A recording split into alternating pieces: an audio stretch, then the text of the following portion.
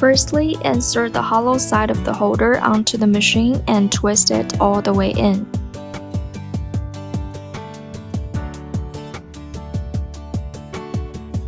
Then take out the bracket. Unscrew the other end of the holder and place the bracket on top, then screw it back up. Then we go to the back side of the device, aim the filter at the filter jack, and insert it all the way in. Next, the cooling handle.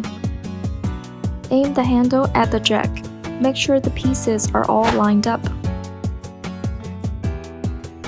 Press on the buckles and push the handle in. When it's properly connected, you'll hear a clear click sound. Then place the handpiece on the bracket. Connect the power cord with the jack. Then we go to the 3 holes on the right. The first one is inlet for you to pouring water into the water tank. Connect the end of the funnel with the hole. When it's properly connected, the metal piece at the top will pop up. Unscrew the second hole, which is overflow, and take off the white rubber cover.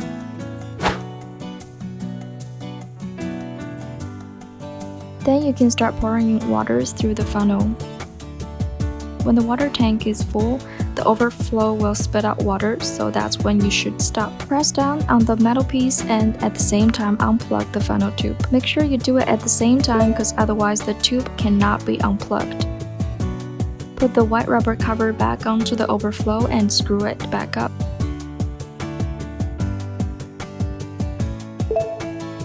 Drain the machine first when not used for some time and fill in fresh water before use. Drain the machine after 2 to 3 months of usage and fill in fresh water before use. When you need to drain the water tank, connect the same funnel tube with the outlet, the 3rd hole. But notice here you need to unscrew the overflow and take off the rubber cover as well for it to start draining.